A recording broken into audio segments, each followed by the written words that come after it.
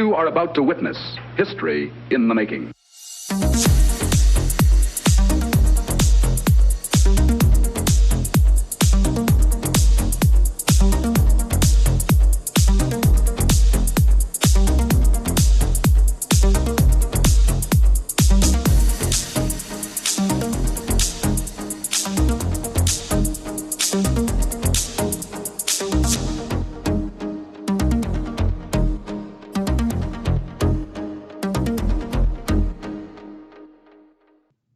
Hello, good morning, good afternoon, good evening, and welcome to show number 137 of the Pop Culture Gamers podcast.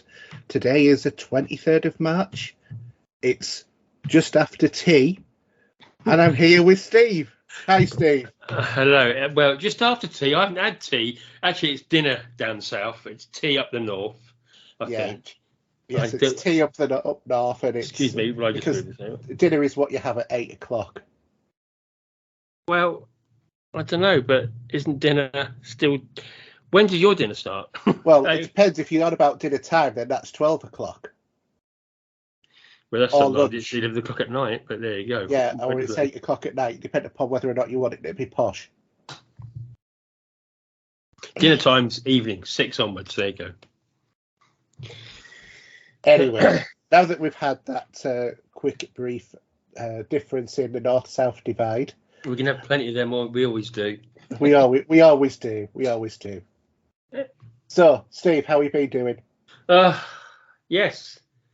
Fine, until when we started doing this, just talking before we were recording the show, and me trying to sort my TV out, which was doing my head in, which is now suddenly working with the internal memory. Don't ask me why. But yeah, I'm good. I'm off work this week, sort of, but then I've got a couple of things to do while I'm off. Anything interesting? No, not really. No, I just had someone message me on work, wants me to check something for him, so I have to turn my work laptop on. That'd be hard to do when I'm off. My left hand won't know my right hand when I'm doing it. But anyway, just chilling this week. The wife's at work, so I have the house to myself during the day. Very good. Very nice. A bit of music, nice bit of breakfast, some gaming. Yeah. So let's face it, you're doing a Hugh Grant on Love Actually, aren't you, and wandering around going... I am.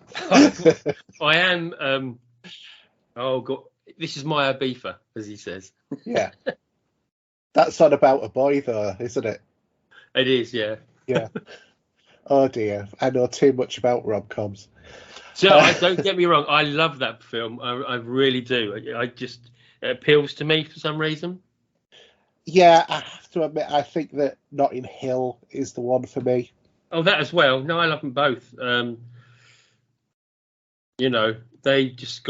just eccentrically British, and I just yeah. I've got both those on vinyl score as well, by the way. I never had any doubt, Steve. To be fair. No, I don't mind a bit of that. It's good. I like it. I like yeah, it's all right.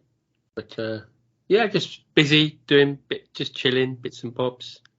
Popped into a record store in Poole that I didn't know existed. Well, I did know it existed, but I'd never been there because it's always the furthest part from where I am normally.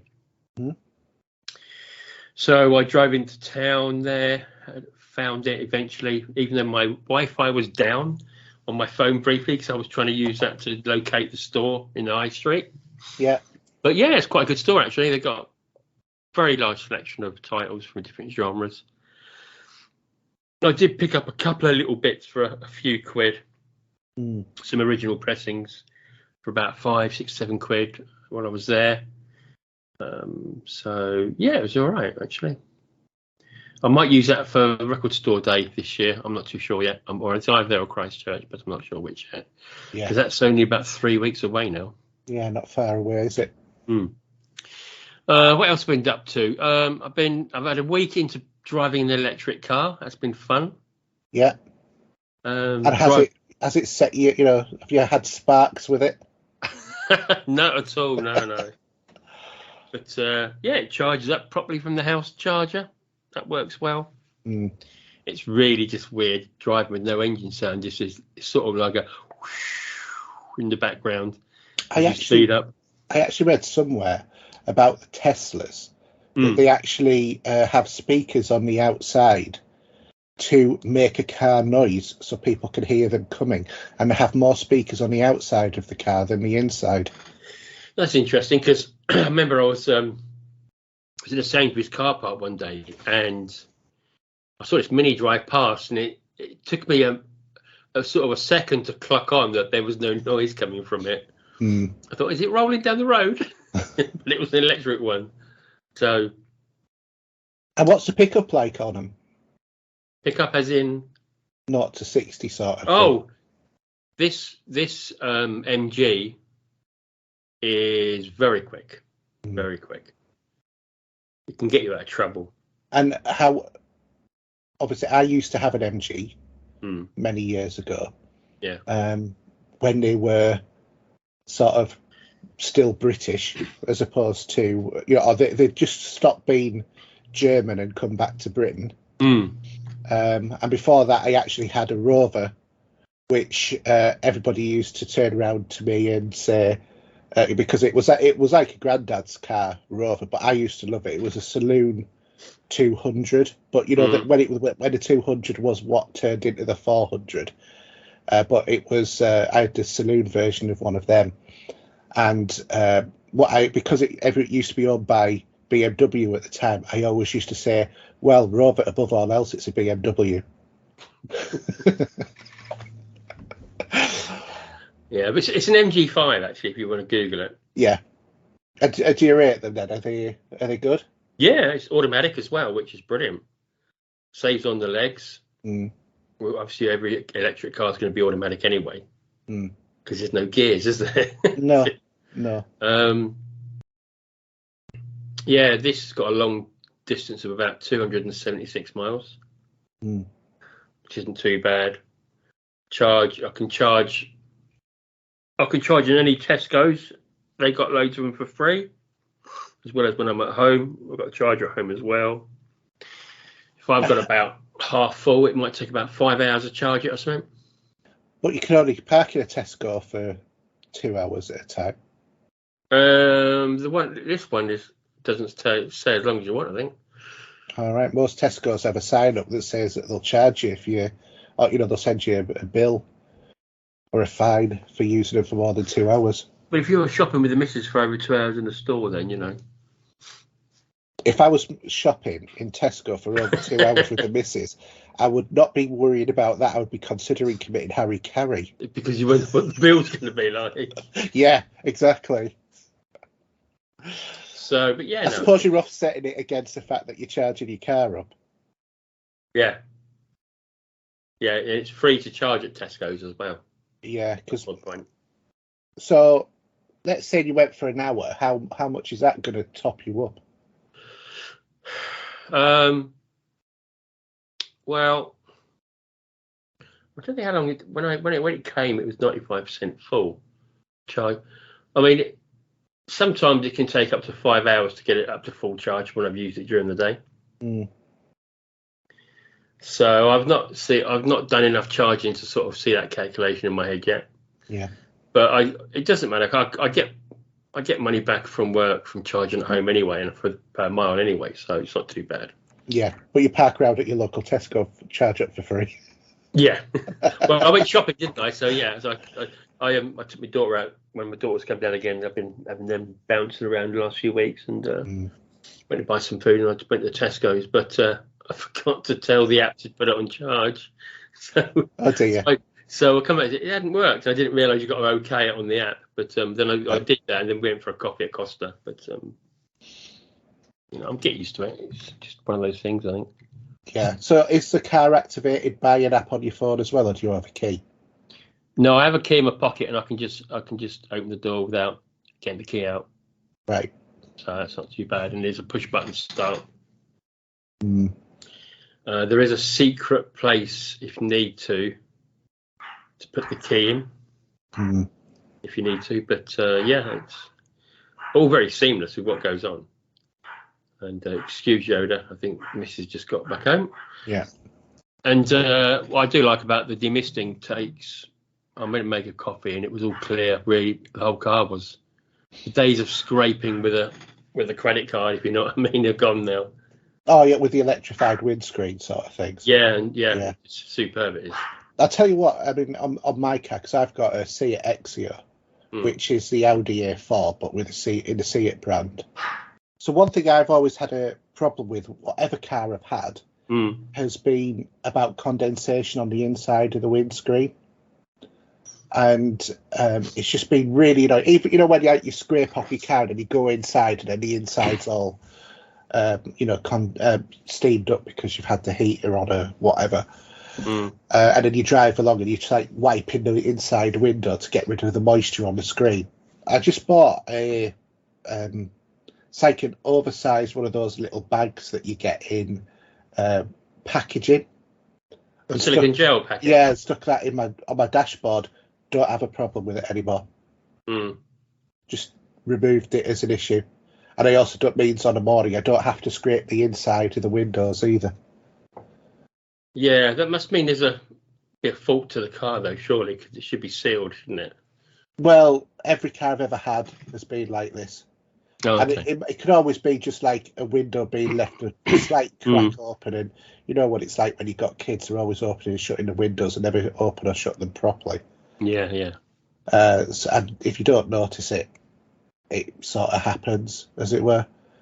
But it's just one of those things. I've seen we've had a lot of problems with every car I've ever had with it. And I just bought one of those and it solves it dead easy. It sits on the dashboard. And the great thing is if it doesn't absorb it anymore, you stick it in the microwave for 5 minutes, put it back on the dashboard, it goes back to working again because it dries it out. Yeah. So, just get them from your local garage. You get them in a pair of shoes, the small ones. Yeah, no, I mean, the sort of like car-sized ones. Yeah. Okay, so, well, interesting about electric car because obviously it's going to be the future, isn't it? I'm thinking about electric. We've been looking at possibly getting solar panels put on. Yeah. Especially with the energy prices the way that they're going, because obviously the return on investment for solar panels is going to be a lot less now because the technology's got cheaper and the cost of electrics got higher. And even looking at doing like a Tesla battery, and I've been looking at these Tesla roof tiles as well because we're looking at potentially putting on an extension to the house that's going to have tiles. And I was sort of like working it out which way is better to do it. Put solar panels on top of tiles or put Tesla tiles on so that they just automatically, charge up that way. And there's about £1,000 difference between putting roof tiles on and getting the Tesla tiles. Do you get a government grant for it as well, Tom? No idea. I haven't really looked into it in that sort of way yet about financing it. But my wife's not keen on it. I am keen on it because I just see the energy prices is going up and up and up. And I think eventually we'll all have to convert over to doing something like this. Yeah, I mean, I've got my bills at the minute they've capped it to a budget idea. So I think mine's about £120 for gas and electric at the minute. A month? Yeah, a month. Yeah. So about 60 quid each, roughly. But I'm trying to make sure I just close everything down at night now. Even in this room here, I'll unplug it all. I'll just shut it all down at night. You see, I don't know what it is, but I don't know why my electric's so bill, but my bill at the moment is 143 a month. So with the extra 50%, I'm looking at over 200 quid a month. Frightening, isn't it? It is. That's a heck of a big chunk. And look at the people, they've got diesel cars and how much that is at the minute. I've got a diesel car. How much are you paying up there? Down here it's 170 at the moment. Yeah, 170. Yeah. 179 for a litre. Yeah. I remember paying £1.79 for a gallon, let alone a litre. Yeah. But it's just all Mickey taking, and I don't know if you saw the budget today, but No, isn't there a rescue plan in place for it, apparently? Right? Rishi Sunak has done absolutely nothing to cap all of the companies that are getting mega rich amounts of money out of the like BP and stuff like that, who have said themselves, we have so much money because of this crisis, we don't know what to do with it. Well, don't charge so much is a good start. But anyway, but other than that, this week we've been to have a quick look at the outside of our new development. Yeah, I saw the photo. Yeah, isn't it? Looking really good. I'm looking forward to that being finished. It should be in the next few months. Picked up a generic 4K video camera. Yeah, what was the idea of that then? The idea is just as an alternative way of being able to shoot video. I quite like the idea because I quite like the idea of like having a boom arm with that on, rather than having to put my either phone or my iPad into a container or whatever. Then having that on the end of a boom arm that I can then just move over when I'm doing an unboxing video or something like that, and just to shoot those sort of videos. But I just fancied trying them as well because this got a really good write up. Yeah. It's £120 from Amazon, but I got it on a lightning deal, so it was just over 100. So I thought I'm not really going far wrong, because worst comes to worst, I'll take it to CEX. I'll probably get some money for it from there. You get a $5 for it, wouldn't you? maybe a tenner, but I'm not. It's £100, but I'm not losing masses and masses, as opposed to buying, like a £600 Sony or Panasonic that I'm going to use seldom. Yeah. I thought, get the higher resolution, but something that's a little bit more affordable. But it is designed for sort of, YouTube videos. That's what it's supposed to be designed for. And it has an external mic that you can plug into it as well, that could go on the top or whatever. So it's not too bad. I thought it wasn't too bad a price, and it seems to be doing some okay videos. I'm going to do some more tests, and then I'll put up an unboxing video with some samples of what that looks like. So that's that. I've changed my audio setup as well. So yes, you showed me that little picture, didn't you? Yeah, my Yeti used to be on a boom arm, which was all very nice, but kind of got in the way sometimes. So what I've actually done is I've got a sort of like mini sound booth. I don't know if you've ever seen them. They're these like things that have got doors on that sort of like close sort of over 50% of the way around your microphone, and it's lined with soundproof stuff.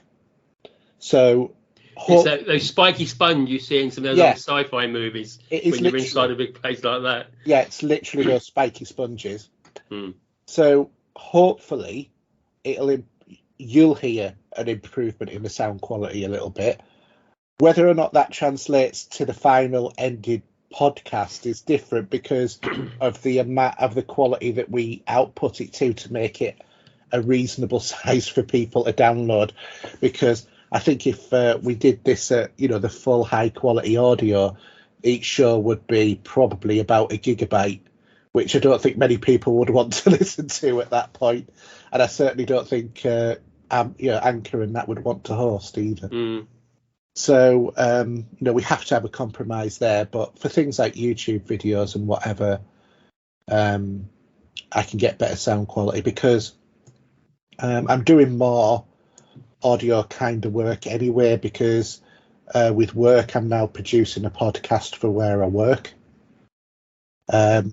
which is occasional, but we're looking to ramp up the production of that to be every few weeks. And also doing a lot of sort of like video work and stuff like that in different ways as well. So yeah, that's it. So that's me for this week. So shall we go on to gaming this week? No longer a dream, but a reality.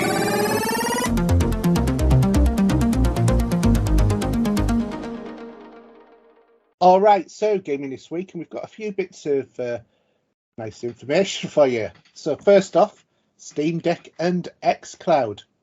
Microsoft says it is working closely with Valve now that the Steam Deck has been released, and a beta version of Microsoft Edge for the Steam Deck also includes full support for GameCloud. According to Microsoft, we've been working closely with Valve and the Xbox gaming team to bring support to xCloud Gaming Beta and Game Pass Ultimate through Microsoft Edge and the Steam Deck. That's according to the community manager at Microsoft Edge. And we're particularly excited about this ourselves, as we feel it's a new opportunity in Link's gaming community, or Linux gaming community if you're in America. Yeah. And we won't get into the whole aluminium and aluminum sort of argument there. But anyway, while a number of Xbox Game Studio titles are able to run natively on the Steam Deck, Xbox Game Pass isn't available on Steam Deck itself, so subscribers will have to stream titles from the Microsoft service instead. Not a bad start. I know they would be working with it, and it should be good for those that have them. Yeah, or are waiting for their place in line. Yeah. Shall we say? Which I've now been told is now third quarter. Or after third quarter. I thought, I hope it's this year. Seriously do. But well, a lot of things are being pushed back in all sorts of shapes and sizes. Yeah, indeed. And thinking about one of the reasons why, the Epic War support. So a new season of Fortnite is launching, or has launched, and the developer Epic will be donating all of its proceeds from the first 2 weeks to the Ukraine-related humanitarian efforts. The action will last from the 20th of March through to the 3rd of April and will include all real money purchases in-game, which means purchase of V-Bucks and subscriptions and gift battle passes and certain cosmetic packs. Microsoft will also be committing their net proceeds for Fortnite during this time so that they can get more people aid in the Ukraine, and funds will be donated to a few different organisations, which include Direct Relief, the United Nations High Commissioner for Refugees, the United Nations Children's Fund, and the World Food Programme. So I say good on them. Absolutely, yeah. Absolutely. It's it's very sensitive sort of subject for Fortnite to have to use, for a game being like this idea of a war platform that they're going to be doing. But I say this was planned well before things that were going on at the moment. But yeah, definitely. I'm sure it'll be handled very sensitively as it would be. Yeah. Absolutely. I think, and there's another one as well, because there is also Stand With Ukraine. So on a similar note, the Humble Bundle, who release a lot of games for cheaper and certainly bundled packs. Humble Bundle has released a charity game bundle with all proceeds supporting relief efforts in the Ukraine. And Humble announced that today Humble has joined forces with creators, book publishers, software makers from around the world to launch the Stand With Ukraine bundle that gives 100% of its proceeds to support humanitarian efforts in the Ukraine through charity partners, Razum for Ukraine, International Rescue, International Medical Corps, and Direct Relief.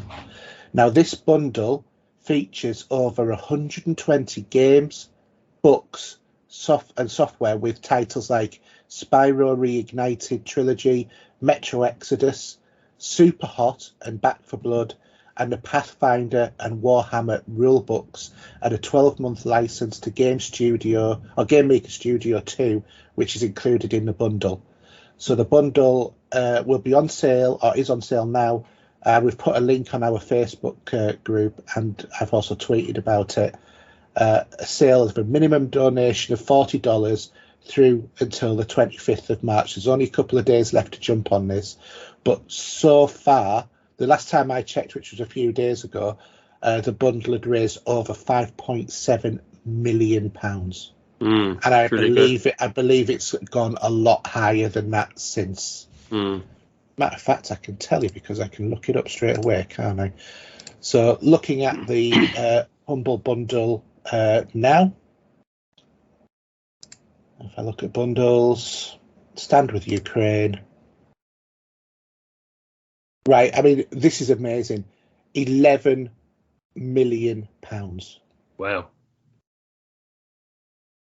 And there's also games like Fable, Quantum Break, Sunset Overdrive, PGA Tour 2K21,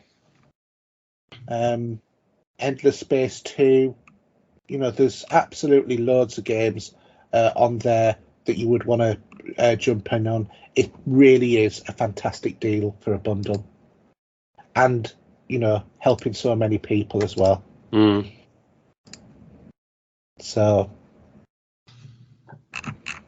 but unfortunately, only on PC. But there is the e-books and there is the real books if you're into the other stuff. Or you can just donate. Many charities going through with all this sort of stuff anyway. There's plenty of places you can help out. Yeah, exactly. And also, if you're thinking about buying a PC in the future, you can get all of these keys and just, you know, log on to any onto Steam on any PC, even if you've got an old junky laptop, and you can, you know, install the keys onto your Steam account and then wait until you've got your Uber PC, gaming PC before you can start playing them. But at least then you've got 120 games to go at. So, you know, it's a great deal for everyone, and let's hope it does some help. And you can also donate more if you want to as well. But to get the bundle, $40 is the minimum. Good. Anyway, Steve, do you want to do the new releases? Okay. Right. So starting from the 22nd, we have Room Factory 5 on the Switch for the 24th. The Ascent PS5 and PS4. Expedition, I can't say it now. Try me out. Expedition Zero on the PC from Tiny Build. Also, the 24th, we have the Lumote, the Master Mode Chronicle. I'm going to move this mic back. Do apologise because it's in the way. It's in the way, and I don't want to be screaming down it too much. 25th, we got Ghostwire Tokyo on the PC and PS5, which should be interesting to see what that's like. Also, Kirby and the Forgotten Land on the Switch. Tiny Tina's Wonderlands on all platforms. The 29th, we've got Crusader Kings 3, and that's PS5 and Xbox Series X. Also, we have In Nightmare on the PS4. The 30th, we've got Urand on PC. Also, Death Stranding, the Director's Cut on PC. And the 31st, we've got Pirates of Gravitate on PC. Cormon on the PC and Switch. Fix Fox on the PC, Weird West, PC, PS4 and Xbox One, and Starship Troopers Terrain Command on the PC. There's some weird and wonderful names out there for some of these games, isn't there? There is. Who designs them? I don't know, but I quite fancy the Starship Troopers Terran Command. That sounds like one of those Command and Conquer sort of style. Yeah. But if it is the Starship Troopers as the one we know and love. Anyway, so subscription games, obviously we're in the middle of the month, so there's not much to say about subscription other than the normal Epic options that are available to us. And right now, up until basically tomorrow at 3 p.m, you can get In Sound Mind, which looks to be some sort of like survival horror from a first person perspective. And then after that, there is Demon's Tilt, which I think I've got on about every platform, including the Casio Watch. So that's what floats your boat? Not really. I didn't like the game. It's just one of those games that seems to be given away for free an awful lot. Anyway, Steve, what have you been playing? Not a lot, really. So I did, where I've been continuing my reward scheme sort of marathon, I think it is at the moment. Did you use the suggested game from me? I did use a suggested game. I think I only got 9 out of 10 achievements. The last one was a bit of a pain, to be honest, because I was just trying to find some easy platforms to do. They're all easy platforms. What are you on about? Well, no, there's some there that are made deliberately to be easy. Yeah, but did you follow my guide?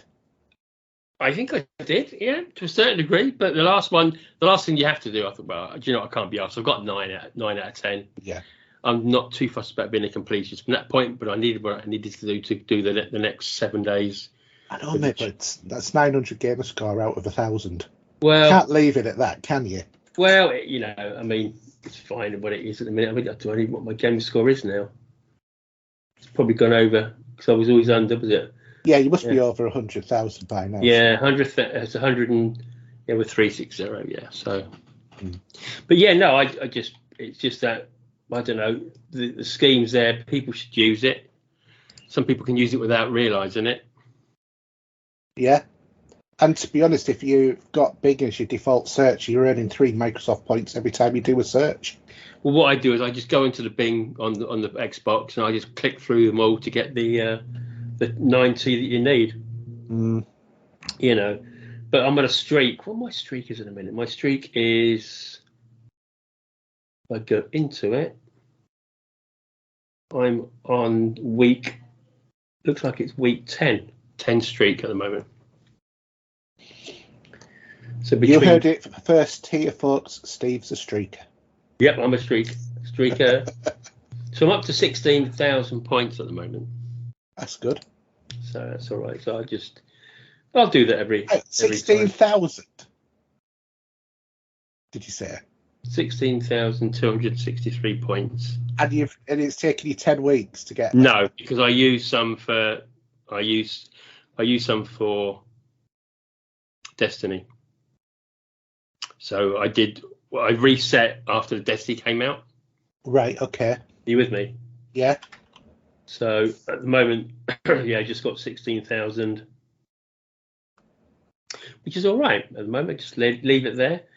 Anything comes out that you want, you can just get I think it's like you get like that, like a £15 off or something. I don't know, whatever it be now, in currency. Yeah, I'm about 4,000 away from the £25 one at the moment. Yeah. So, I've just hit weekly trades and just give me another 100 straight off the bat for just clicking on it. There you go. Look at that. So that was good. All right. So I did play that game. Yeah, the sound got a bit annoying after a while. I had to turn the sound off on that game. It was just cringeworthy, to be honest. Yeah, it is. Yeah. But now I'm plugging away at Destiny 2. I'm still finding things to do that I didn't know existed in the game. And I'm up to what my character is now. I think I'm about I'm at 1560 at the moment. So there's an exotic to go for, but I think I need to do it with some other people though. There's one thing to do there, but it's a bit of a mission. But yeah, I'm just really loving it. Again, just playing that. A little bit of Forza every now and then. But yeah, I don't know what to scratch the itch later. Whether or not the Star Wars on April the 5th maybe would be nice. What, the Lego Star Wars? Yeah, I've dropped unsubtle hints to my wife that's what I want for my birthday. That is at the moment on Shop 2, £38.50 I think it is. That's good. That's very, very good. Disc PS5 or PS5 and Xbox Series X. Yeah, you see, I'll get the PS5 version. Only because if it comes on Game Pass, I'll get it for free then. That's sort of my decision making process now on which. I mean, a lot of Lego games they just end up being really cheap to buy at one point. They'll do like a sale. Yeah, I mean on PC now you can pick up Lego games normally as cheap as chips. Yeah, and I think the same, to be honest, with the store. If you go into there now, funnily enough, if I try and find this, even though it's £39 on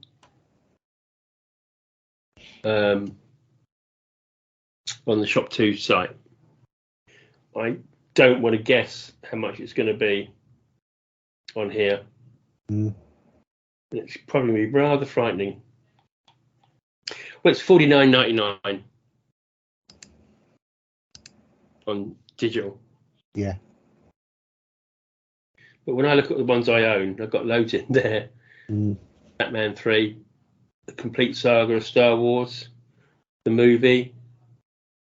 One I didn't play much of was the last Star Wars one, the Force Awakens. That wasn't the last one. The last one was Fallen Order. No, Lego though. Oh yeah, yeah, With me. Yeah, I'm with you. Yeah. I actually played that a couple of weeks ago with my son because we Mhm. started it years ago, and then we ended up not doing any more. But going back into it, it was really hard to get back into. I tell you what though, I wouldn't. As much as it'd be nice to play one of them now, so close to April, I don't want to, because then you're going to get a little bit of burnout.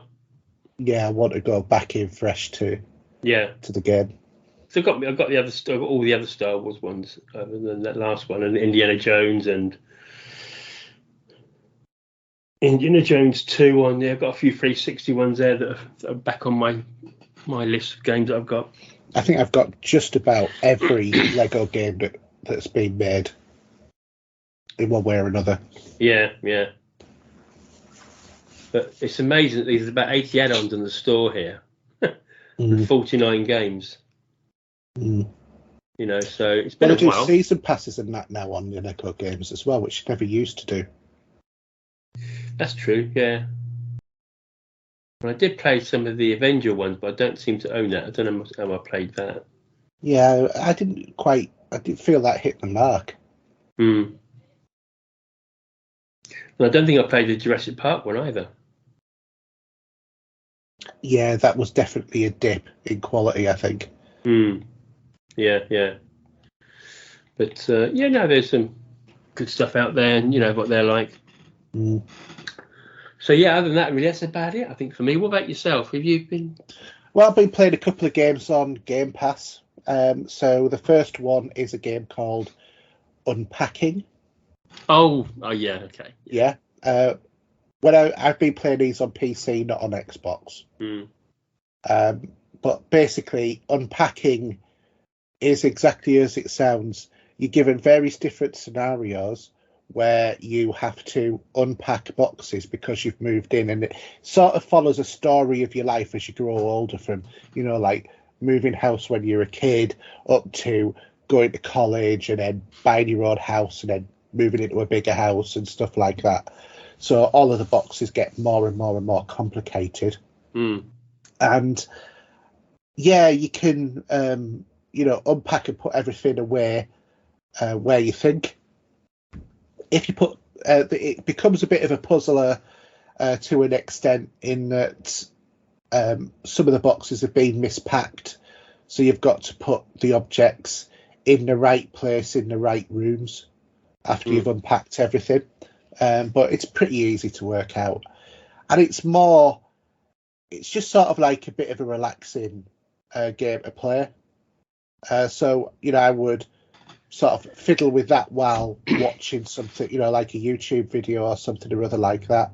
There are ones where you have to do specific things, like, for example, put all of the white underwear in a specific drawer in a specific place that you move into, and then you get like everything's all white achievement or something or other like that.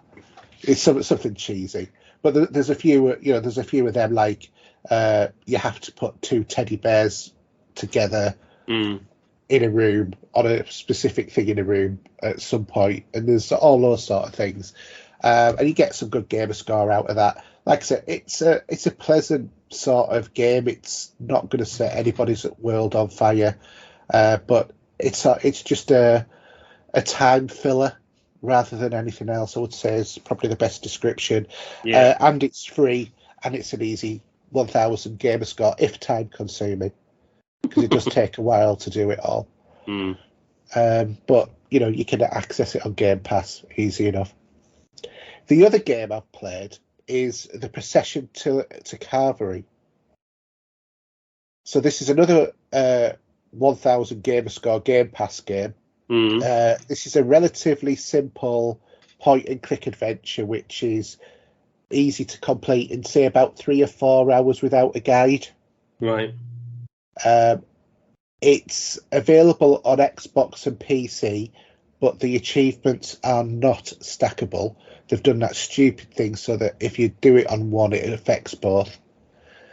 The best way to describe this is it's some sort of weird love child of Monty Python meets Monkey Island. Okay. But for me, the humour just didn't work, and it just fell short of the target, and it was very flat, and just the punchlines didn't land at all. But there were a couple of amusing moments in it. Yeah, okay. Art style wise, it's a great looking game, and it's very sort of like a period specific in terms of its imagery, because it mixes and matches great artworks from the period that the game is set in as the way of communicating the style, so or the gameplay. So you will see, while people you pick on, you click on to talk to, will be sort of from famous paintings of the era. Yeah. The puzzles are almost exclusively fetching certain items which you've got to go to someone to get, and then they've got a quest to get you to do something before they'll give you the item. Just a fetch and carry scenario then. Yeah, that's effectively the extent to the problem solving in this game. Or you just have to have a certain item to progress, and until you get that, you won't. If to be honest, the only reason I carried on with this game was it was quite easy 1,000 gamer score. But as a game, couldn't think anything other than that, really. Yeah, I played it for the gamer score. I didn't play it because of my love of the story or the humour. And for me, this is a massive pass. But that's just me. Some people might like the humour. I didn't get along with it. No. But I did complete the game. Anyway, have you got anything else to add? Not really. I mean, I do keep an eye out for next week's achievement hunting. I need to probably do at least 3 achievements to get next week for the next one. All I would say, Steve, why don't you look at our achievement hunters guide on our YouTube channel? There you go. youtube.com/popculturegamers. Like and subscribe. Ping. Ping. You wouldn't have thought that had been a contrived thing there at all. Do you know what, right? My game score this month is 1,010. Well done. That's going to be a rarity in itself. That's as rare as dinosaurs on the planet. That's about your most gamer score in the month ever, isn't it? Well, back in the day, probably not, maybe, but okay. But yeah, just these days, yeah, that's a. Yeah, I'm 11th in the table. Yeah, should I mention mine? No, didn't need to mention yours because should I mention mine? 11,080 and number 1 on the table. So you crack on, boy. Never floats your boat. Anyway, shall we jump into movies, TV, and streaming? In quest of a better life.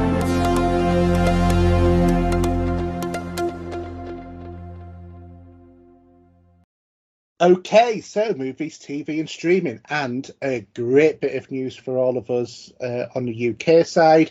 All of you people stateside in Canada will have already had this and be saying, we've seen the end. Yeah, thanks very much, because all of the YouTubers have spoilt the ending for us that are covering this, but it's about DC and Peacemaker. We have a confirmed UK release date. So Peacemaker, the series written and directed by James Gunn and produced by Peter Safran, stars John Cena as Peacemaker and is a spin-off of the recent The Suicide Squad movie. Not Suicide Squad, the Suicide Squad movie. Mm. And it follows straight after the events of the film and explores Peacemaker's life after the movie. Peacemaker explores the origins of the character that John Cena first portrayed in James Gunn's 2021 film as an arrogant, badly focused man who believes in peace at all costs, no matter how many people he has to kill to get it. Peacemaker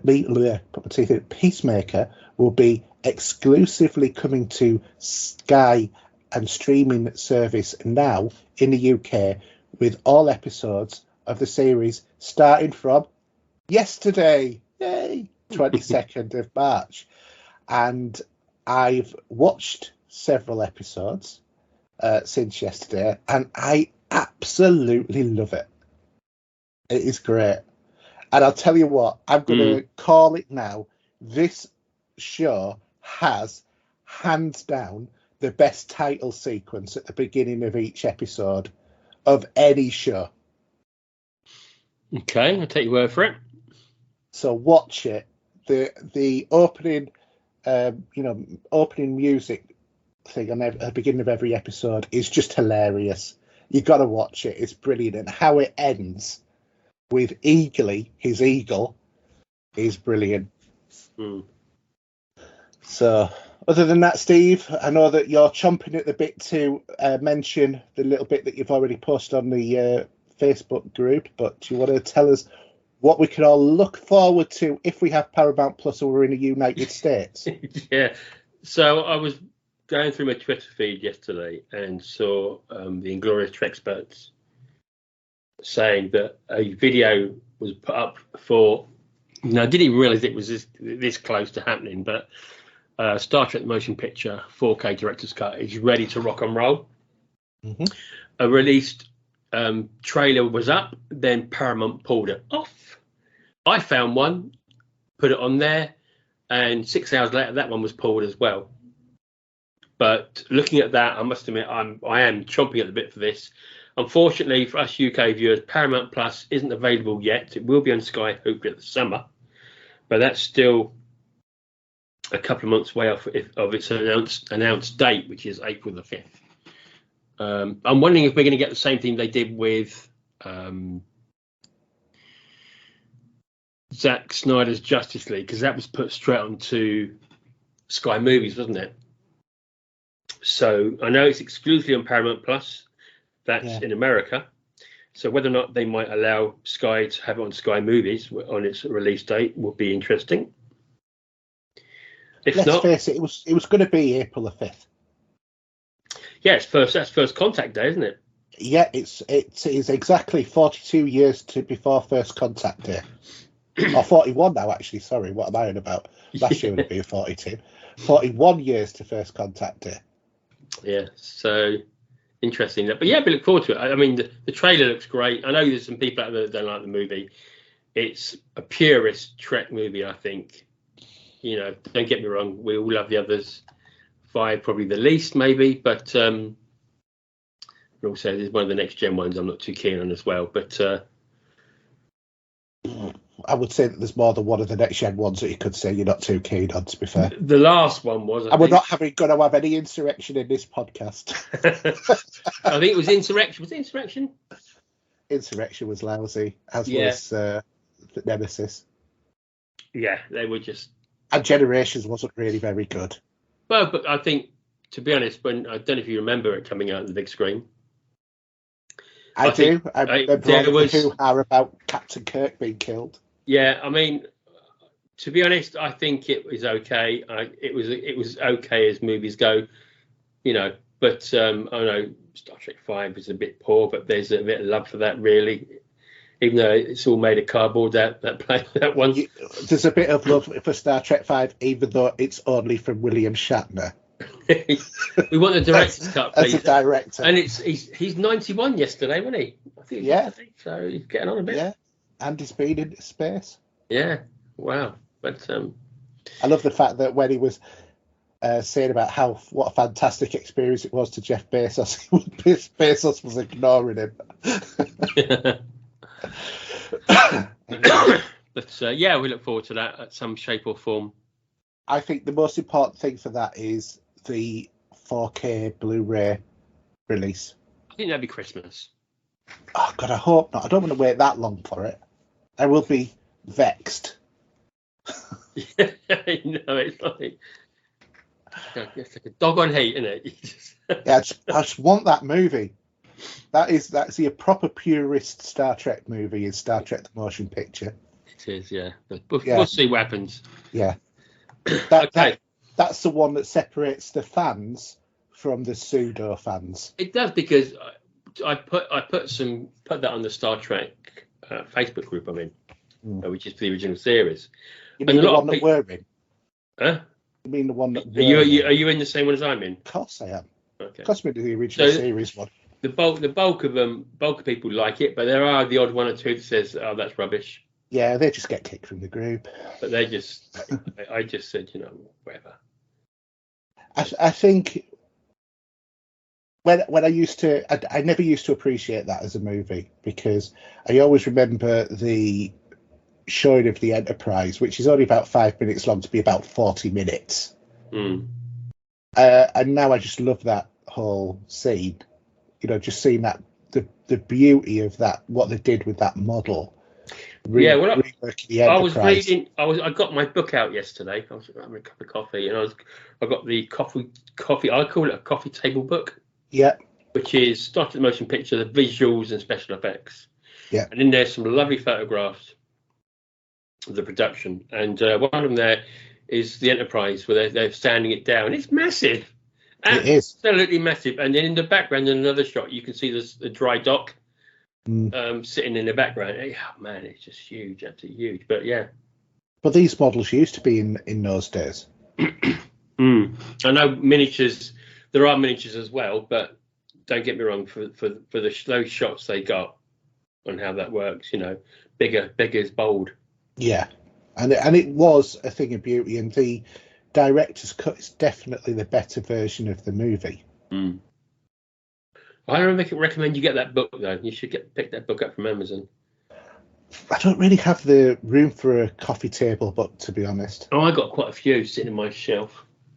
You see, despite the fact I've got a room, this room, and I've got quite a lot of cupboards. The cupboards are all full. Half of it is not of my stuff. Half of it's the missus stuff, which once we get the new room on, she can have it in her place. Yeah. But I just, even though I've got a room, I don't have a lot of wall space to put pictures up, and I don't have enough room to put shelving. Yeah. And it's just really frustrating. Well, I've got quite a few big books there, so obviously some gaming one as well and stuff like that. But I do like to get a proper book out and actually hold it and read, Yeah. Enjoy that kinesthetic experience. Another one I've got is the Making of Planet of the Apes, which is a really good coffee table book as well. Some lovely photographs in there and some great information on the making of the movie. But anyway, should we move into cinema releases? Yeah, do you want to do those, Steve? Okay, 25th of March 2022, we have Uma, we have The Worst Person in the World, Ambulance, Bernadetta, I Am What I Am, which I think is a song as well, actually. 31st of March, we got Morbius. And 1st of April Fool's Day, we got Sonic the Hedgehog 2, The Bad Guys, True Things, One of These Days, and Coppola. Nothing there. I don't know about Morbius. Is that nothing to do with Matrix by any chance, is it? Nope. Morbius is the new Marvel on the Sony side. Oh, okay. It's the vampire one. Yeah. The one with Jared Leto as the main character. And evidently starring Matt Smith. And I believe that one of the Spider-Man or Spider-Men will be appearing in that as well. Okay, so what we've got for Blu-ray releases then? Blu-ray, the one I think you'll be looking forward to, Steve, is Robocop Limited Edition Box Set 4K.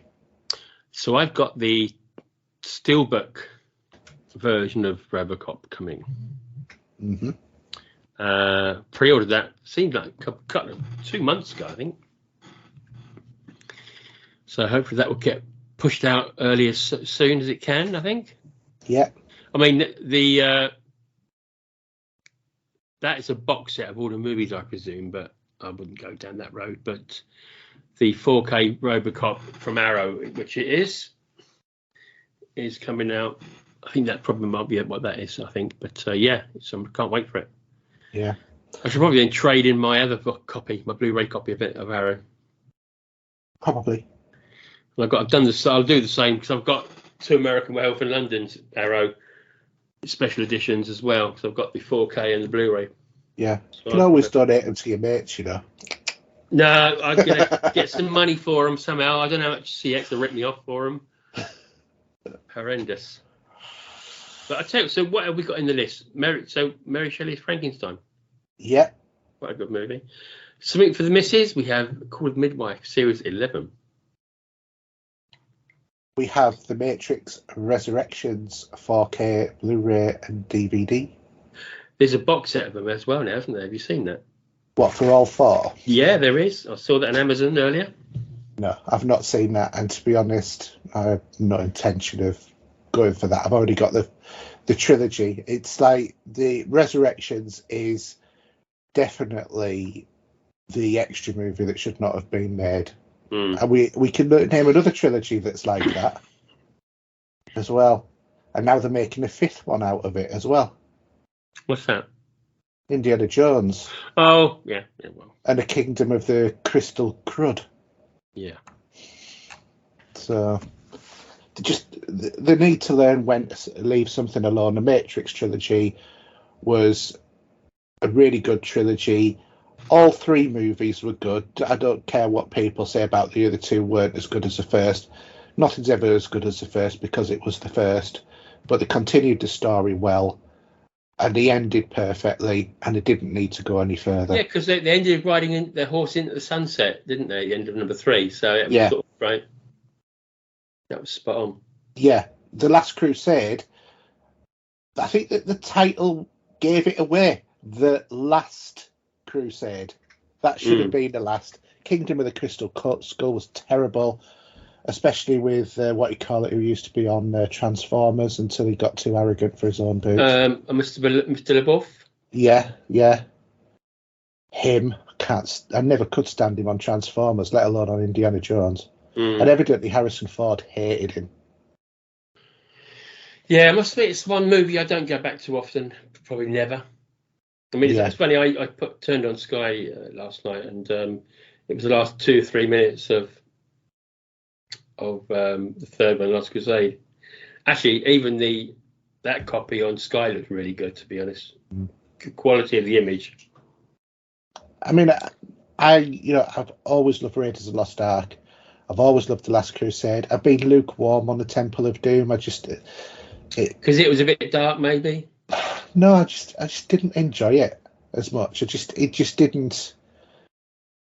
I felt it was too different from the previous one, but not in a way that was good. I tell you what, it's nothing against anybody or anything, but when you're having children involved in it, it dumbs it down a little bit in one way. Even though it was quite dark, I mean, they cut the scene where you take the heart out on TV, didn't they? And I think they even edited it in some of the Blu-rays back in the day or something. Yeah, they did. Sure. But no, it was never one of my favourites. I just didn't feel that the story was as strong as the first and the third one.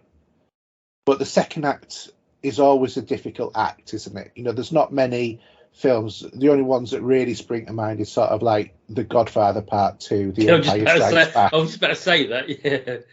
They're the only ones that I can think of that the second one is better than the original. So yeah, I mean, even when you look at big franchises nowadays, like Marvel, Avengers 2 was not as good as Avengers. And then they come back with Avengers 3 and, point 1 and point 2 effectively with Infinity War and Endgame. And then they were strong. It's all about milk. It's a cash cow at the end of the day, isn't it? So everything it's more about the cash and not the quality sometimes. Yeah, and I think that's what Kingdom of the Crystal Skull suffered from, and that is definitely what Resurrection suffered from. I mean, if the story didn't have aliens in it, it could have been something better probably for it.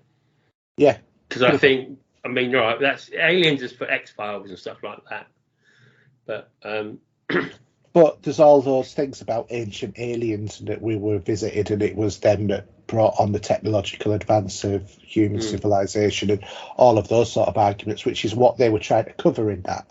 It didn't work at all.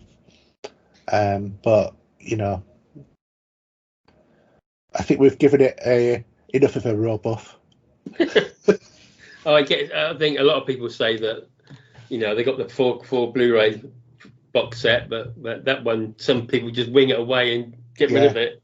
You can imagine it in, you know, like 1,000 years' times when historians are reviewing and looking at, you know, the layer of glass on the thing. Say, well, we can actually see the impact of all of the laser lights on episodes 1, 2, and 3 of this thing that is supposed to be a film, but this last one is in pristine condition. It's never been viewed.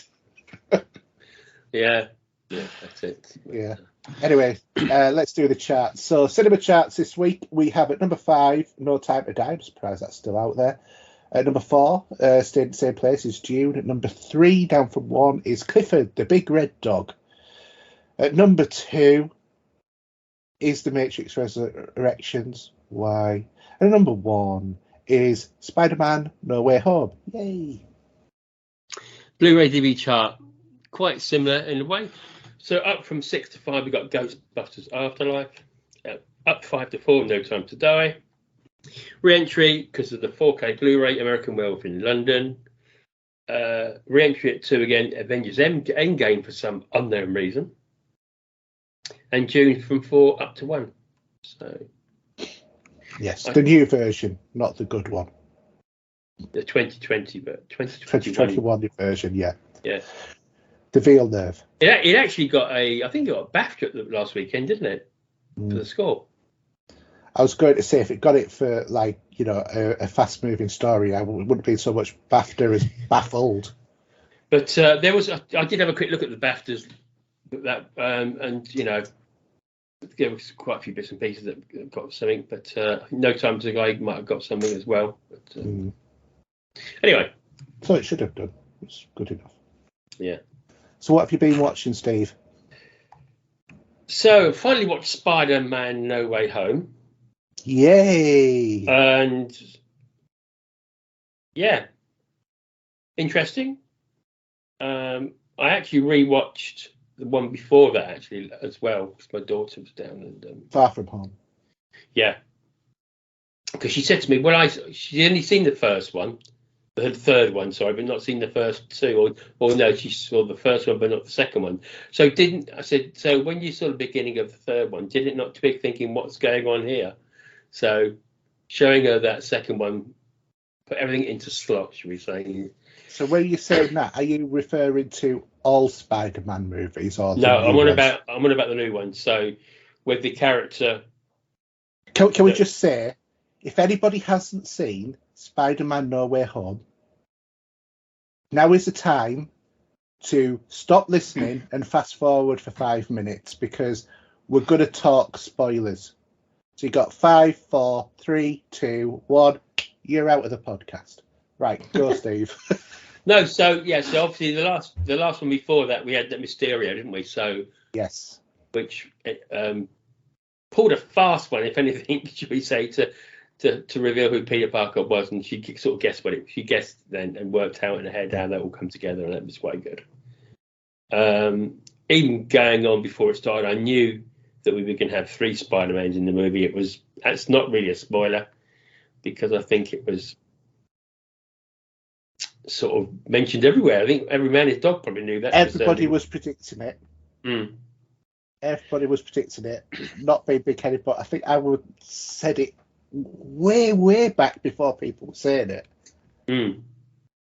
If you go back to the podcast a long time ago. If you're going to open up the multiverse, and why not bring these people back? And that's what I thought ages ago. There was just something, and I remember seeing a couple of articles, and I was, I was convinced, and it was fantastic. I mean, for me, I think for the villain, seeing Doc Ock back, yeah, because I love the actor that plays him. Who was in Raiders of the Lost Ark? Didn't you forget? He was indeed in the beginning. Yeah, he was, because he got a spike through his head. Yeah, because he didn't throw the whip. No, serves him right. But yeah, I really liked the character in that movie with Doc Ock, and it's nice to see him back. And I didn't while watching it, didn't realise that he would go back on Steve being throwing him, in the multi-universe, what should we say? Just putting him in there and hanging him around for a bit. I mean, that was a bit nasty, to be honest. Yeah, it was, but sort of like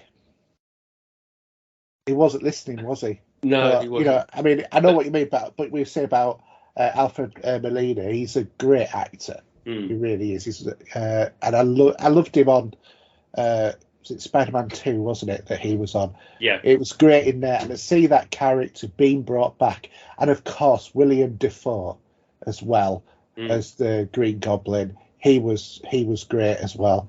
Yeah. So I'll tell you what I'd like to have seen. I would like to have seen the other MJs fall through as well. Yeah. Because that would have been interesting. It would have been. It might have been a little bit more difficult with Emma Stone and Andrew Garfield, seeing as that they split up. Yeah. But in real life, as in characters, and it would have been interesting for them to have a chat. Even though the way that the Spider-Man were trying to talk together, and let's be honest though, because there was one thing. Andrew Garfield, right? Andrew Garfield as Spider-Man, and I'm one of the people who also criticised him back in the day. Took a lot of abuse about he wasn't very good. And I've, over the years, come to like him as Spider-Man. I don't like him as Peter Parker. No, you said it before, yeah. Yeah, because to me, Tobey Maguire has always been the best Peter Parker. And I think nowadays, maybe, as a pure Spider-Man character, I think that Andrew Garfield is probably a really good, he's probably the best one. Tom Holland's like in between. I don't split them up, to be honest. There, I mean, I class him as one character, even though he's put his mask on. But I find it, and we'll talk about this in a minute. I find it very difficult to watch Tom Holland in something else other than Spider-Man now. That will be very difficult. Which I will talk about that shortly. Do you know what I mean? Do you know what I mean? Because my missus, my daughter that was down at the weekend, she really thinks quite a lot of him, and so I showed her the one of the YouTube shows I watch, where they give people, celebrities, hot wings. Yes. And they give all the sauce from 1 to 10, and they're really. And I showed her that. So that made her laugh, I must admit. And Tom Holland was pretty much spot on with. He's such a lovable actor. He is. He just comes across as a nice guy. No bullshit about him. No, he's very sort of, for want of a better term, homely and genuine. Yeah. Someone you want your daughter to go out with. Do you know what I mean? Yeah. If you had a daughter, that is. But or if my son was gay. Yeah, absolutely. Yeah. But he's not, so I don't want him to go out with Tom Holland. But no, I enjoyed it. I mean, everything. I mean, it was great. I enjoyed it. I wouldn't say it was out of this world, because I think my expectations were a little bit different because of after the event, probably. Yeah. But it's still a good film. I'd still like to have all three of those or on Blu-ray at some point. I mean, I've got every one on 4K. You see, I'm not too Every fussed about Spider-Man. Andrew Garfield Spider-Man. You see, they just didn't float my boat too much. Actually, when you rewatch them, they're actually very good. And I'm going to say, for me, this whole situation with Andrew Garfield, I think that it redeemed his Spider-Man, and I think probably a little bit of his self-worth as the actor playing Spider-Man as well, because there is the scene with MJ, the one I mean, where he failed in his movie, he succeeded in this movie, and it could bring you to tears just looking at that scene. To me, this movie has a lot of emotion packed in it. Oh yeah, an awful lot, and I think it redeems Andrew Garfield's Spider-Man. And there's even quite a meta moment in there where Tobey Maguire is talking to him and he's saying, it's like, I never really felt right as Spider-Man. He says, no, you're amazing. You're the amazing Spider-Man. It's just that. Do you think that's a play on what's happened in the past? Yeah, I think that a lot of that was affirming him as the amazing Spider-Man, but I think it was probably a lot of that was actually coming from quite a genuine place from Tobey Maguire as well. That comes across to me the same way that when Sean Connery gave up Bond and George Lazenby took over and they said this never happened to the other fella, same sort of thing, if you know what I mean. Yeah, it was utterly. It was all of that, and all of that sort of it played to my nostalgia, it played to my emotional attachment to my love of those characters from the past and everything. And to me, I would say as a single, or as the primary, a non-team focused one, because obviously I would say probably Endgame is still the best out of the Marvel, but I would say as a standalone superhero, even though he's technically not standalone, this Spider-Man movie is the best of all of the standalone character movies. I mean, you can put, actually, I suppose no way why you can't put 2 and 3 together as in one film. They literally, those two are joined at the hip. Yeah. If you want to go for maybe a 5.5 hour binge of those two together. So what you're talking about? Far From Home and No Way Home. Yeah, because they sort of do join together. Yeah, well, it literally cuts off one straight after the other. Do you want to explain for me then? Okay, because I did fast forward the credits on the digital copy from Sky, and there was a bit at the end. Right, okay. I'm trying to remember. Is that the one with the guy at the Michael bar? Keaton? It's the one with it's the guy at the bar at the end of the last movie. In No Way Home, at the end, there's a guy at the bar talking about superheroes and stuff like that. Do you remember? Oh yeah, that guy at the bar is Venom. Right, that's what I thought he was. Yeah, okay. Yeah. So that's Eddie Brock. Yeah. Played by what you call it? Who did Mad Max and Bane? Yeah. Tom Hardy. So that's Tom Hardy's character, and that's how I think that they've bringing Venom into the MCU, the full MCU, because he left some residue. But then he's going back to his home world, and we know from the Let There Be Carnage that there is a Spider-Man in their world, because there was a poster of, actually, I think it was Tobey Maguire's Spider-Man in the background on one of the scenes.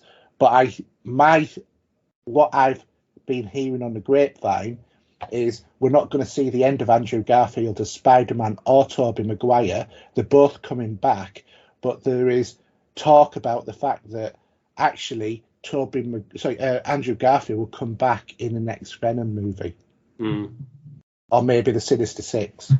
Yeah, but because there was also that line in there saying, "Oh, I really want to fight, an alien from outer space," and that was Andrew Garfield. Because of course both of the others have fought alien, something from outer space, because Tobey Maguire fought his Spider-Man fought Venom in Spider-Man 3. Yeah. And became with Venom for part of that as well. Yeah, not my favourite Spider-Man, that one, but no, that dance scene is particularly cringeworthy. It is, isn't it? Yeah, I everybody loves Tobey Maguire. I've never heard anybody say anything bad about him, but everybody universally agrees. As memes go, that one sticks out everywhere, doesn't it? Yeah, just it did not work. It didn't fit with the movie or anything, or the character. But you've got Jamie Foxx in there, returning as well as Electro, and then I'm trying to remember who was it? Who was Sandman? Oh, I can't remember now. I can't remember his name. But he's in there, and you got Reese Ifans in there as well, haven't you? Oh, Thomas Haddon Church, isn't it? He's Sandman. Yeah. Do you know what? I really like Doctor Strange, and even though he wasn't in it a lot, it was a Spider-Man movie, I suppose. But well, it was, yeah. I do. I am looking forward to his next standalone movie, shall we say? Oh, well, we haven't got long to wait for that, but that looks absolutely fantastic. Yeah. And let's face it, we're going to get mutants into the MCU now. Yeah, it's going to be mayhem, I think. It will be. I'm really looking forward to seeing who the members of the Illuminati are, because they're on the scene where on the trailer, you see the Iron Legion taking Strange to Sisman, and you hear obviously Sir Patrick Stewart's voice. Yeah, that's the Illuminati. So it's going to be really interesting, but I don't think that we're going to see Tom Cruise as Iron Man in it, although despite what the rumours are suggesting. Rumours are rumours. Yeah, but there were rumours after getting close to the movie that there was going to be 3 Spider-Man, and there were. Yeah, well, that's as much rumour as Hugh Grant being Doctor Who, but that's been debunked. I know it has. Yeah, I know. I saw that. I've read that today. But it's still back to the story of it's going to be David Tennant back as the Doctor. Yeah. Hurrah! Let's hope we get some decent Doctor Who. Okay, so quickly moving on because it's getting on and I need to eat. So the Godfather 4K. Yeah. I started watching the Blu-ray version earlier in the week, and then I switched to the 4K when it turned up. I have to say, it's one of the most restoration-wise images of a 4K of a film that's over, say, 50 years old. It looks amazing. I think people that haven't seen The Godfather know of The Godfather. There's so many traits and bits and pieces from it that have been scattered in other movies over the years. So it sort of sits around with people. But as gangster movies go, that is one of my all-time favourites, along with The Godfather Part Two, which I did see originally in parts. I think it was on BBC, like on 1 hour episodes. We're probably talking late 70s when I saw that. But it's a lovely, pristine copy of the print.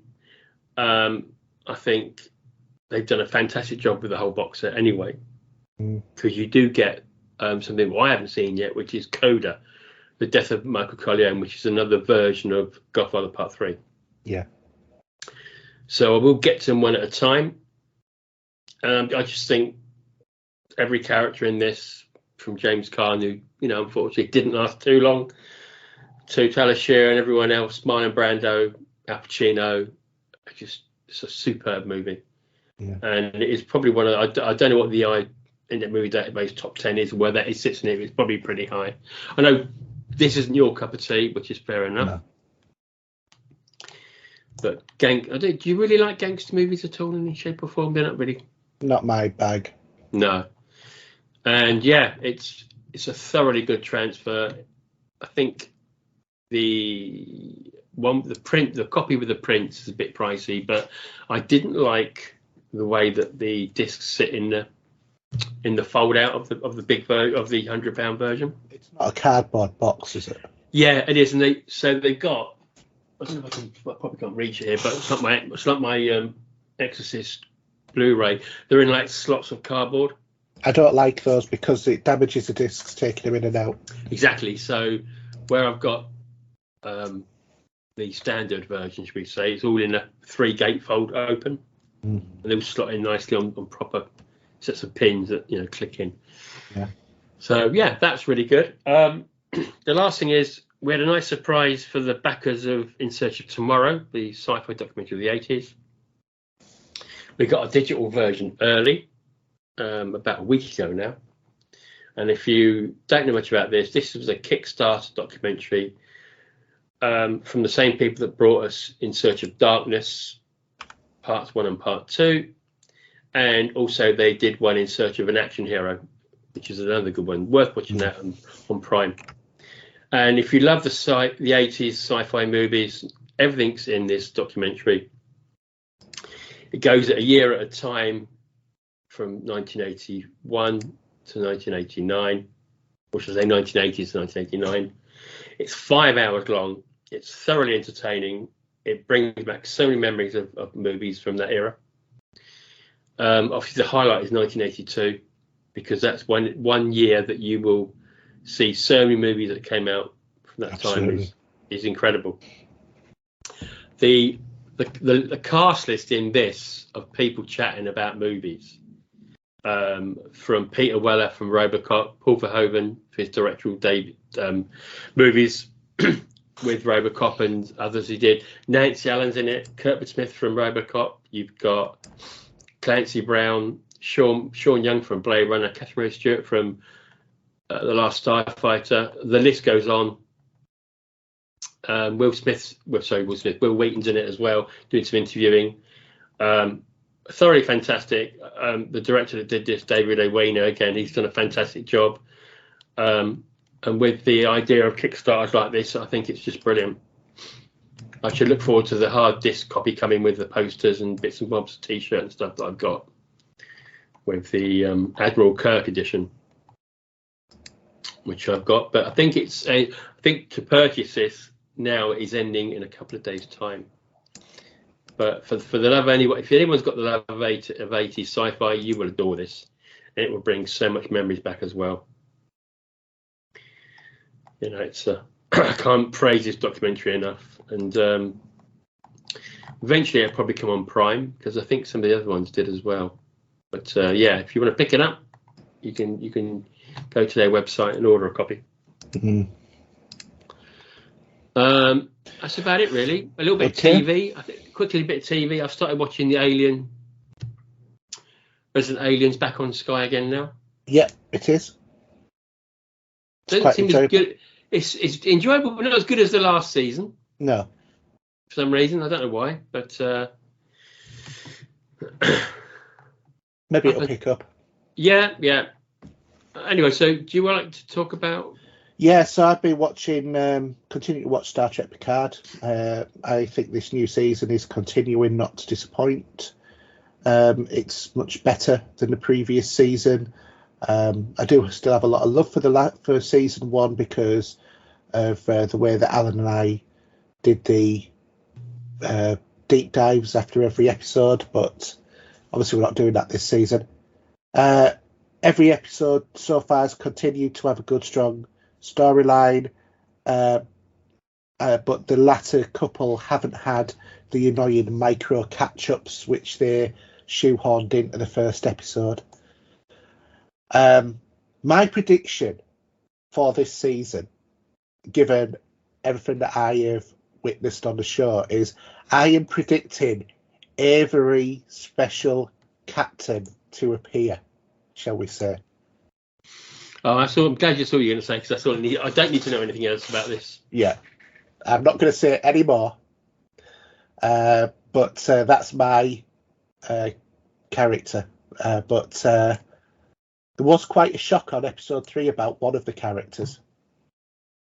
That's it. That's all we need to say. Yeah, it's episode 3 is definitely a slower paced, and it's setting up, I think, plot points for future episodes. But it's still a good episode. There's some really good stuff in there, and the actress who plays the Borg Queen gets it spot on. Yeah, it's not the same as the one from the movies, unfortunately. These change on a regular basis, Steve. Yeah. There's been several. Due to prosthetics and makeup, it doesn't make too much difference. So. No, she looks very similar, as did the one on some episodes of Voyager as well. So well worth a watch. Obviously, we'll be getting the next episode on Friday. Can't wait till Friday. Last thing is we've been talking about Tom Holland. Well, we might as well continue to talk about Tom Holland, because I've been to see Uncharted. So I went to see this on at my local community-run cinema at Thirsk, which I haven't been to for years, and certainly not since well before the pandemic hit. And that's the Ritz Cinema at Thirsk. If you live in the area, it's a lovely little cinema to go to. It's very sort of like traditional 1950s and earlier sort of style cinema. Half of the time, I keep expecting an organist to start popping up in front of the screen. But anyway, I've been to see Uncharted, and this is starring Tom Holland and Mark Wahlberg, Marky Mark himself, starring in this adaptation of the PlayStation franchise game. The movie starts with action immediately, with a scene that many players of the franchise will recognise, with Nathan in a dangerous situation falling out of the back of an aeroplane. And it looks quite terminal to him. And then it jumps back to 7 years previously, and then goes through bits of his childhood, sets up things about his brother and stuff like that, which we've already seen some of that in the video games as well. There's plenty of action in the movie, and they managed to get across a lot of the atmosphere of the video games as well. There is a great, really fantastic Easter egg with Nolan North, and what he says just had me cracked up. I was sort of laughing, and my son was sort of like looking good. What's the matter with you? And it's like saying, "You've got to play the games, mate." That's all I could say to him, because it was just linked into it perfectly. And he has literally a one-liner, but that line is well delivered. How does it, as I said, saying earlier, just about Tom Holland, how did it come across as you're just recently watching him in Spider-Man, and that's what he's known for, to start another character franchise? Yeah, I'll come on to that in a sec. What I'm going to say about this movie before I talk about Tom Holland is, I think my main criticism of this movie is that it doesn't take any risks with anything. The movie doesn't spend much time setting up characters, but that isn't a real problem. For example, my son, he's never played Uncharted. And he will now, though, won't he? oh, that was the first thing he said, is I'm going to play this when I get home. And he's never played an Uncharted game, and he totally enjoyed and understood the story right from the start. Playing the games before would obviously be probably beneficial for some scenes, so that you got the Easter eggs that were put in there.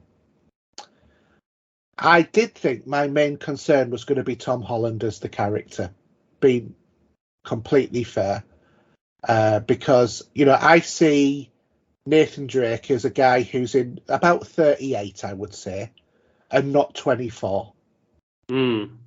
However, he's played a different version of Nathan Drake, and Holland approaches the character well, and he has a lot of charisma in the role, to be fair. And I can honestly say there was never a moment I thought he plays Spider-Man. I think there was one time I did say, I bet he really wished he had his web swingers about now. that to my son. That was just joking on. But at no point did I think Spider-Man is now being Nathan Drake. Never crossed my mind at all. Wahlberg, on the other hand, he does an okay job of playing Sully in the fact that he does a good wisecracking performance. But I sometimes just felt that Wahlberg was kind of like playing it a little bit too by the book and was much more like Mark Wahlberg being in a generic action movie than playing Sully. Yeah. Also, he didn't have the key sort of like Sully trademarks of the deep voice and the mustache until the mid-sequence cutscene at the end, where there's actually a joke made about that. And issues aside about Mark Wahlberg, I think Tom Holland and Wahlberg had great chemistry together. So it was really easy to accept a few misgivings I had about Wahlberg and the youth of Tom Holland to accept it, because it kind of fit as in Tom Holland was the apprentice and Wahlberg was the master. Do you know what I mean? That kind of relationship. So that worked really, really well. They had good chemistry. As I said before, this is a totally safe movie. There were no risks with the franchise, and they've made a perfectly good and enjoyable movie that, even though it doesn't, tread any inch off a well-worn track that a load of other, high number of movies and video games have laid before it. That doesn't really detract from it. I would have liked them to have been a bit more risque with it and, take it in places that maybe we might not have considered. But maybe they'll do that for Uncharted too. It's totally enjoyable movie. And I'm going to stick it on record and say, for me, this is right up there as one of the best ever game to movie adaptations. Because there isn't many that are, is there? Well, I was going to say, but to be quite honest, that would be like me saying I've just limbo danced under the Fourth Bridge. Because let's face it, it's not a difficult thing to achieve, is that? No, there's not too many out there. I mean, movie-wise, there are good ones. There's like Sonic was, and this is better than the Tomb Raider ones. I was just or about the to Lara say that. Croft ones. Do you feel that they were better? Yeah. Yeah, it's better than the Angelina Jolie or the modern ones. Yeah. Which I've not seen the modern. They are all still modern, but I haven't seen the reboot of Tomb Raider yet. Yeah, but the Angelina Jolie ones were what, 20 years ago, mate? Yeah, I know, but I don't. That's not modern, I'm afraid. If you're thinking 20 years ago is modern, I try not to. I don't. Yeah, but I don't think like that with films. I mean, yeah, I know what you mean, because I think the same. I would sometimes look at 2001 and go, "This is a great modern movie." Yeah, made in the 1960s. I know exactly what you mean, but it is a more older movie, and I don't think we've got much more. Gaming wise, movies, TV. Well, we do have the new series called Resident Evil on Netflix coming soon. Yeah. There is a Fallout series being produced from Amazon.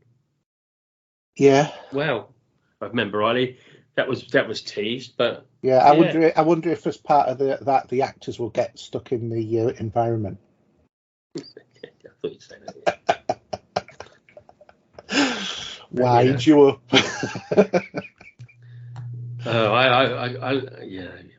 Yeah. See, I've completely bamboozled you now. You've got to stop. No, I just should expect it. But no, I'm just saying in general terms, game movies to game. They're terrible. They have been, and yeah, the majority of them are.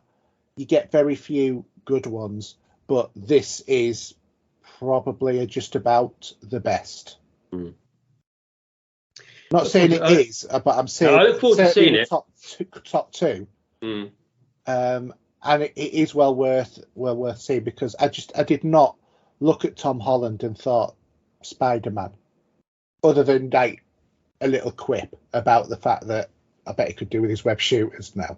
That was just he doesn't have proper web shooters. He has to make his own. Yeah, no, that's why I was saying, he needed his web shooters. Yeah. But the action's great. It's over the top, obviously, but it's over the top like the games were. It's just an enjoyable romp. It's a take your brain out and just go along for the thrill ride. It's like a roller coaster. Did you do a lot of climbing and swinging? Yes, it wasn't actually the movie about the ultimate mountain climbing simulator, but it was close to it at points. Yeah. There was definitely a lot of parkouring involved, more than climbing, I would say. Yeah. But yeah, and I would suggest that you go and see it. Definitely. Anyway, shall we move on to the last bit, which is listener question? John, what's happening to us?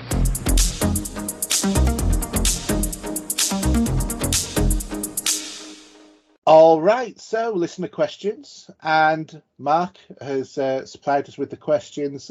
First off, as he always does, thank you, Mark. And first off, he's asking, can you see a future where gaming is essentially controlled by 2 or 3 companies?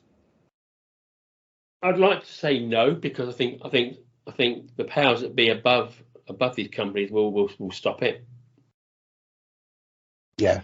I don't think they won't have this monopolization going on, because I don't think it would be allowed. No, I agree.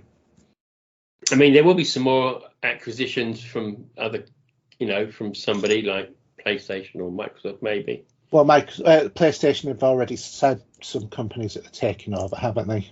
Like Bungie. Oh yeah, but I mean, since then, there's not been many more mentioned since then. No. It doesn't matter anyway, whatever. With Bungie, I'm not you're just going to have to get a PS5 and get Blue Blood. I'm paying £600 for a PS5 at the minute. That's where they are on eBay. Ridiculous. Well, why are you paying scalper prices? No, not eBay, sorry. CEX, that is. Why are you paying scalper prices? I'm not. I was just looking at prices. I'm talking about CEX. That's scalper at £600. Oh yeah. It's $450. If I get rid of my retail, I don't know what I get for my Pro to help pay for it. I don't know what that would be at some point. But you get quite a bit for Pros actually. Mm. Probably more if you sold it yourself. Yeah, it's all boxed up as well. So yeah. Well, I like all that, don't I? Yeah, it's all got all the boxing as if it was brand new. So, but yeah, I got no reason to play a PlayStation yet, really. I mean, we haven't mentioned about Gran Turismo. I mean, that's a bit of a mess, isn't it? Yeah. Can't believe Sony have screwed that one up. Yeah, it's like you had one franchise that you've released on recently. One franchise. Yeah, and you effed that right up. Yeah. And also such a beloved franchise as well. It is. I mean, I'm glad I haven't purchased it. I'm glad I will not. I am not going to purchase it now. I feel that they've just totally gone back on the gamers with that. As far as I'm concerned, Gran Turismo, that's a purchase when it's in the bargain basement for a tenner. I never purchase it at release cost at that because I just don't play it enough. I mean, I can play the other one at the moment. I think it's a sports one I've got. Yeah. And if you want to get loads of cars, Forza gives them to you they just throw cars at you all the time. Yeah. And it's just ridiculous how much they throw at you with wheel spins and money and throw at you as well. It's the right way to do it. Yeah, but if you know what I mean, I'm not into racing games, so that's a game I'll pass on.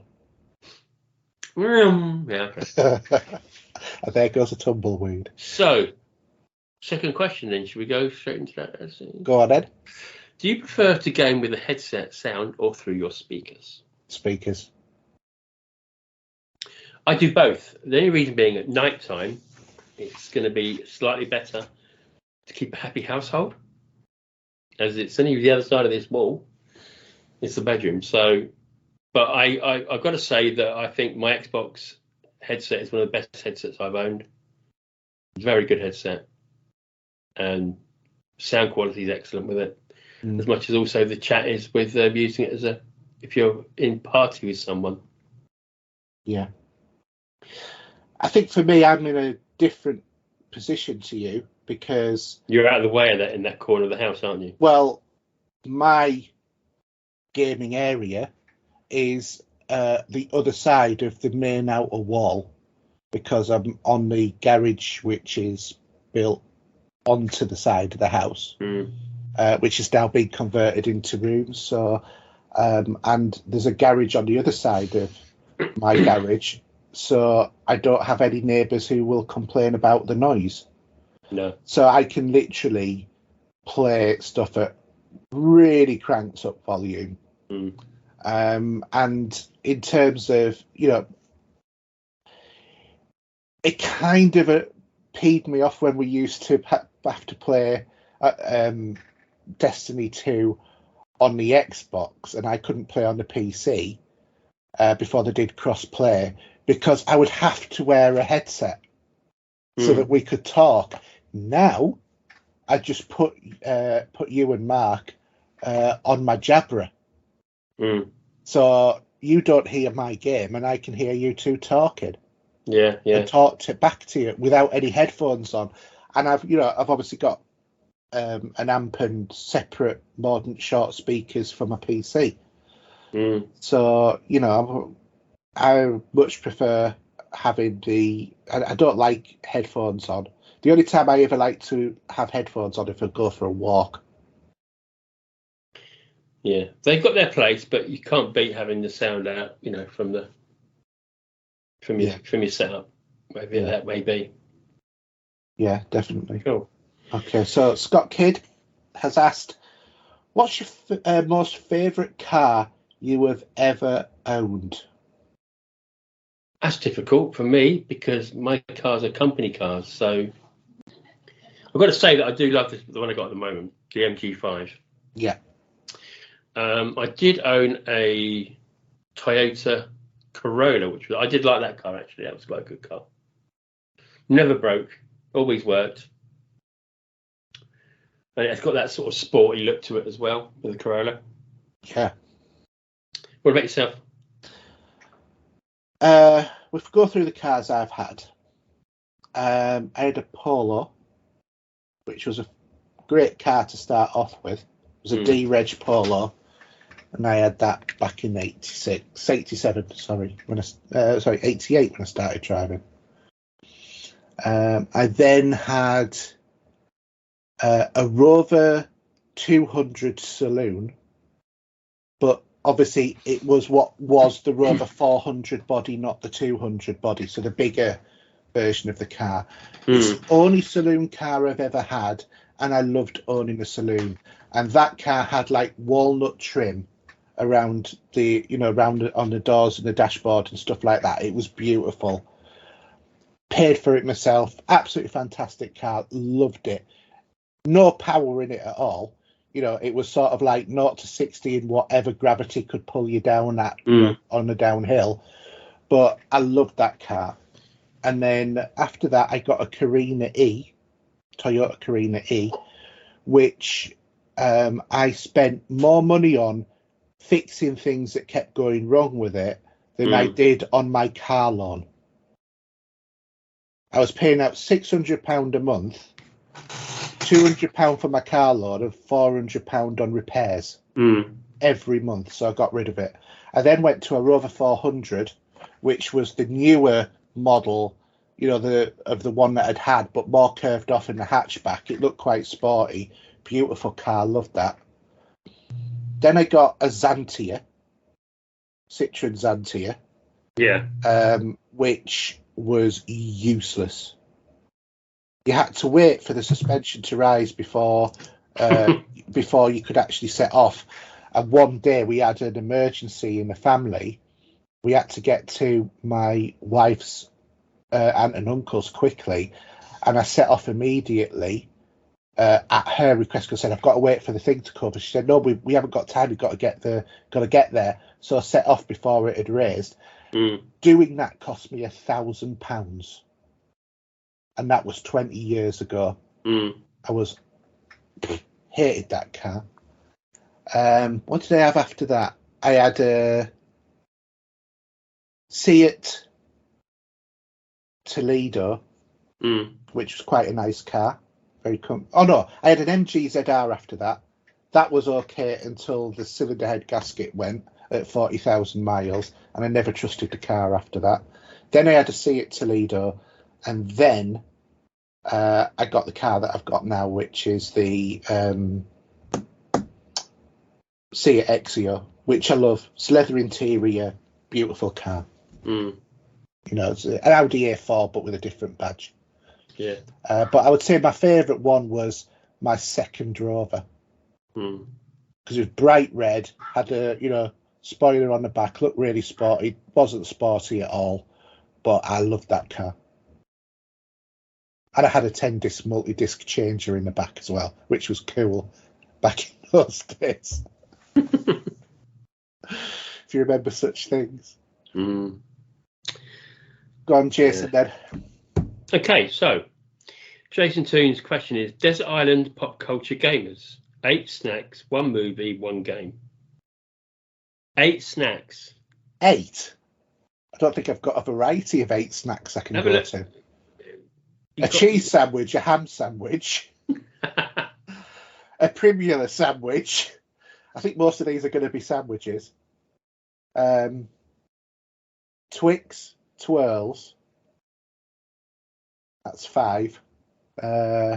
Maltesers, minstrels, M&Ms.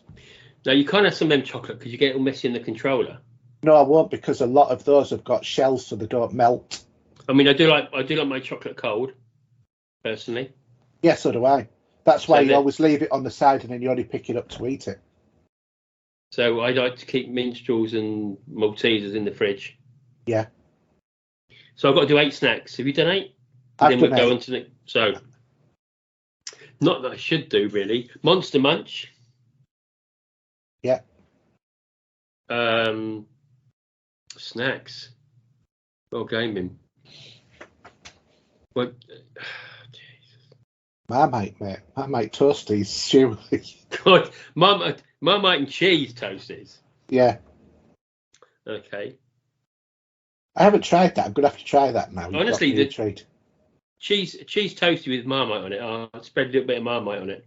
Really, really nice and tasty. Munch Munchies and toasties. What's its? Cheesy ones? Yeah, cheesy what's its. Snacks. Can I say Doritos with melted cheese? Yeah, why not? It's up to you, whatever you snack on. Oh yeah, so you get a plate of Doritos. You grate loads of cheese over it. Throw it in the microwave. When it comes out, then you put the tomato Dorito sauce over it and some sour cream to die for. And if you're like me, cut some fresh chilies on it as well to give it a kick. Yeah. How many is that for? 4 or 5. 4 or 5. Yeah. I'm going to say Haribo's, the ones that give you a sour. Yeah, I've never been a fan of jellied sort of sweets. Okay. M&M's. Yeah. You know why the 2 M&M's went to school, don't you? Go on. They wanted to be Smarties. Nearly sweared then. Anyway, so that's wrap it up. So we'll do 1 movie. Go on, 1 movie. 1 movie, not a box set. 1 movie. What, as a guilty pleasure sort of thing? Well, it's just Desert Island. You've got to take 1 movie onto the island. Even though I've got a microwave for my snacks, it doesn't matter. But anyway, just 1 movie. It's so difficult, isn't it? But Desert Island, 1 movie, The Matrix. I'm Blade Runner. Yeah, thought you would be. 1 game. Go on. Well, it's going to have to be one that doesn't connect to a network, obviously. So you allowed the internet on the desert I was gonna say, island. well, you can't do, can you? Because that's destiny screwed for you, Steve. I know it is. I know you before Fallout 4. One game, Assassin's Creed Odyssey. Yeah, I'd go Fallout 4, Fallout 3 even. I mean, I don't mind replaying that. Yeah. I think we could have both guessed those ones. We could. Really. The snack's a bit crazy, but yeah, I do love my Doritos with melted cheese, and the tomato sauce, and also an extra little tip. Just get a tin. You can buy them in most stores. You get a tin of chili. So what you do, you put a small, tiny bowl in the middle of the plate, and you can put all the Doritos around it with all the cheese and everything else. Yeah. You heat up separately a chili, and then you take the bowl away out of the plate, so leave that circle, and you pour the chili in the middle, and you take the cheese and the Doritos, and you dip it into the chili as well at the same time. Sounds really nice. It is. We had it at the weekend, funnily enough. Yeah, I'll tell you what I also really quite like is chili hummus. You want to try Marmite hummus? Oh, the Marmite hummus is to die for. Yeah, I love it. Yeah, love it. That is something else. And it's nearly Easter, so it'll be Marmite chocolate next. Yes. Easter eggs. Yeah, that's certainly a take it or leave it thing for people. Yeah. But so are you always eating Doritos then, Steve? Because, you know, do you not eat Monster Munch and stuff like that? Because the amount of years that we've played together, and all I can hear is you masticating on the other side of... Can you be careful how you say that? People. Yeah, I did say masticating, not the other one, because all you can hear is... Sounds like a horn with an apple, doesn't it? Oh, it's definitely crisps of some sort. I don't remember now. The thing is, we don't play that often these days, so I can't remember when we last did that. To be honest. Yeah, Steve never mutes his mic when he's eating. You've got your hands full, isn't it? Xbox, mute my mic. Mute my mic.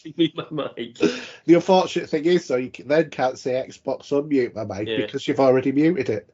Yeah. You want to push a button. Yeah, indeed. Anyway, great questions there, guys. I like that. That was a bit of fun, was that. So don't forget, we're a bit light on questions now. I think maybe it's because we're going to this sort of like fortnightly kind of show. I think people are not getting in sync. But don't forget, if you want to submit a question, you can do so through all of the normal channels. But we always put a thread up on our Facebook group. Anyway, Steve, do you want to give your contact details? Yes, so Twitter at Steve07, Xbox ID is Steve07, the PSN ID is the real Steve07, and YouTube is the Vinyl Cues. And for me, on Epic, there you can get me as Pop Culture Gamers. On everything else, Twitter, PSN, Xbox Live and Steam, all of that sort of stuff, it's HERJ UK. Don't forget, there's our YouTube channel, youtube.com/popculturegamers. There is our Twitter channel, Pop Culture Gamer. You can also follow us on our Facebook group, which is, funnily enough, Pop Culture Gamers. Email the podcast at popculturegamers.co.uk. Beginning to see a theme here. And finally, our website, which is anchor.fm/popculturegamers. So that's it for another show. We'll be back in a couple of weeks. Hopefully it'll be just before Easter. So if not, hope everybody has a good Easter. Otherwise, start buying all of those Easter eggs. And don't forget, it's Mother's Day at the end of the month in a few days. Is it this Sunday? It is this Sunday, yes. So don't forget that. Otherwise, if you're in the UK, your missus will not be pleased. And that's it. Thanks for being on the show again, Steve, and we'll see you next time. It's a good night from me. Go on then. You can do it. I'll let you sign off. Well, you were going to sign off differently then. I was going to try and do it a little bit differently, but it's a good night from me. And a good night from him. Good night. Good night.